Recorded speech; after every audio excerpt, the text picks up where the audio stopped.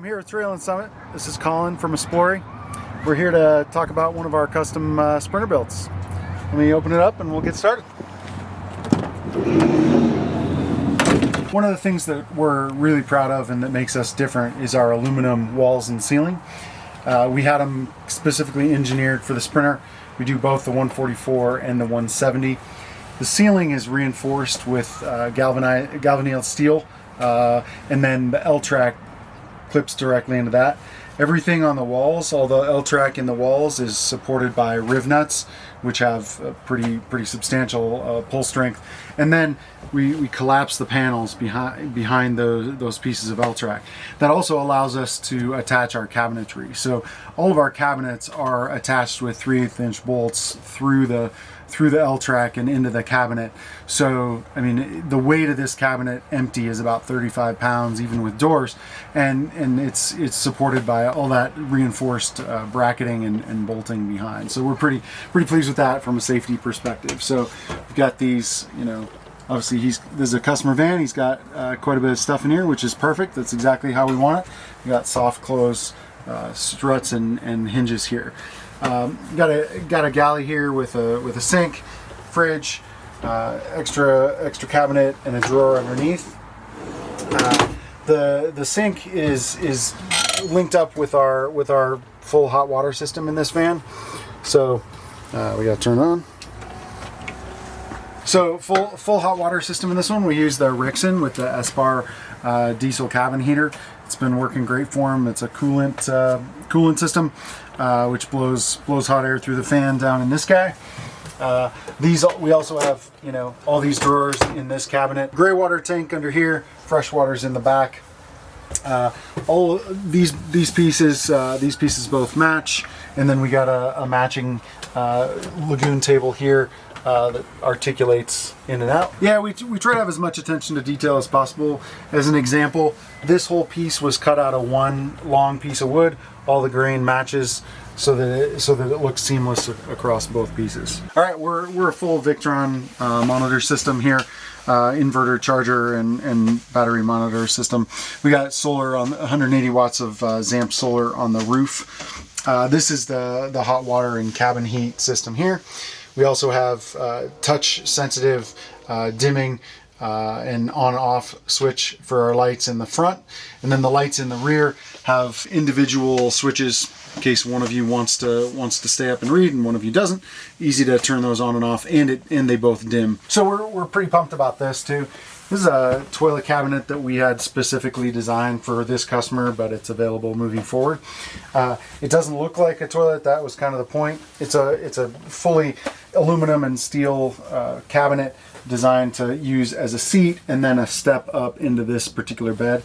And it holds a Dometic cassette toilet with soft close hinges and struts. So you can use the toilet in the van and doubles as a seat. So we're pretty pleased with this. So this is our bed system. We've got steel rails that are reinforced into the wall with 8mm bolts. We feel really good about the safety and the structural support there. Then we have aluminum framing, you know, on top of that, with another aluminum skin on top to make it so that you're not going through. We don't use the typical wood. Makes it a little thinner. Same, if not more, structural support. Those get riveted together. Then we follow that with we have a 4-inch mattress that we put together, and it's got varying degrees of foam density. So our hot water system in this van, we're using the Rixon system, which goes with the Esplori diesel cabin heater, and this one in particular is a diesel heater that heats the coolant through a heat exchange. And so then what happens is it blows hot air out whenever you need it, but then it also has on-demand hot water. This customer had quite a bit of electric needs. He wanted a TV. He's got a cell phone booster on the roof. He's got satellite for the TV. He wanted to be able to be out and about for days, even weeks at a time. So he's got 600 amp hours of lithium batteries, as well as a 3,000 watt inverter charger in the back with 180 watts of ZAMP solar, as well as a shore power plug and a charge while you drive. So safe seating was important, and one of the ways we accomplished that is this floor. You can't see it, but underneath here is a fully aluminum floor that gets clicked together and then adhesed and then bolted through the floor of the vehicle. And then it gets finished flooring, and then this L-track gets bolted down every 6 inches with 10mm bolts. And what that allows you to do is put in seats that are also then pull tested, and they have a quick release with an expansion piece that allows that makes the seat really rock solid. And the seats come in a variety of upholsteries or leathers or leatherettes with armrests if you want, or recline, and they also come with ISOFIX latch for kids' car seats. So in both the 144 and the 170, we try to be pretty standard with the crew windows, and we use the CR Lawrence because they fit the factory hole and they T-vent out, which allows you to have the windows open when it's raining.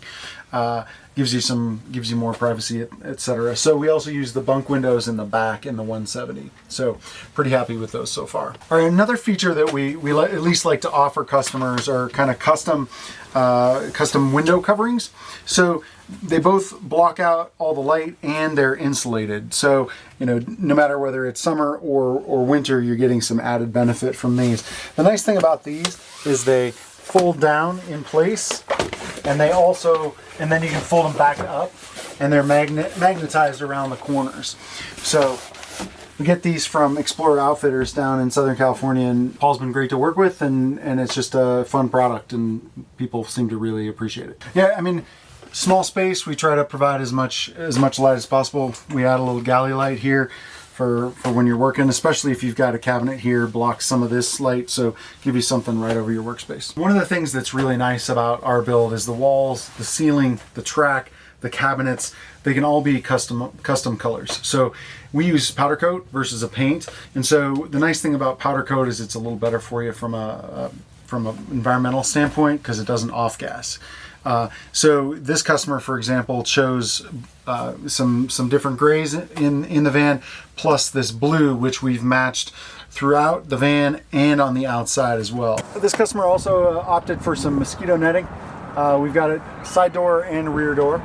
We've got load lights on all 3 sides of this van, so if you pull up somewhere after dark, it's kind of nice to have that option. The controls right here on the B-pillar. So this van has a Thule awning. We like it because it's pretty lightweight, full aluminum casing. It's 10 by 8 feet. It's got a full bumper replacement with a spare tire swing arm, a box with bike mounts on the back. Move over to the side, and he's got Nerf bars on both sides. He's got a ladder and a surf pole with 2 hooks each, so he can take boards. He's got a full-length perforated aluminum roof rack with boat rollers on the back and crossbars on the top. We've added some roto packs here. There's also a light bar on the front. This is an Aluminess light bar brush guard. It's got LED lights for when you're driving on a Forest Service road late at night. Added visibility. He's upgraded the wheels and tires, as well as the Stage 5 Van Compass suspension upgrade.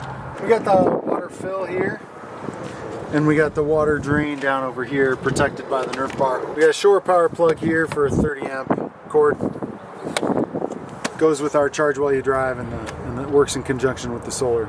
So one of the things we recommend for folks is to contact a conversion company, regardless of who it is, when you're really thinking about doing this from the start.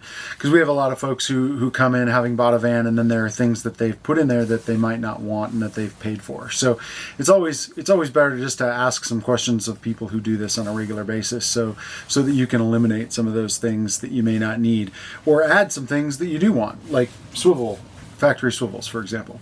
So this van took about 5 months, but it included engineering brand new cabinets, as you've seen, that we'd never done before. So now that we have them in the files, we can recreate this van in probably 8 to 12 weeks. Average is probably somewhere between 7 and 12, depending on the complexity of the build. Yeah, so the price on these really range. It kind of depends on what you want. We've done conversions for as little as 40 to 45, and they can range all the way up to people are spending $150,000 plus just on the conversion. So it really depends on what you want in the van and how you're going to use it. So this van has, you know, just about everything you can imagine included inside of it. So, you know, this is probably at the top end of that range.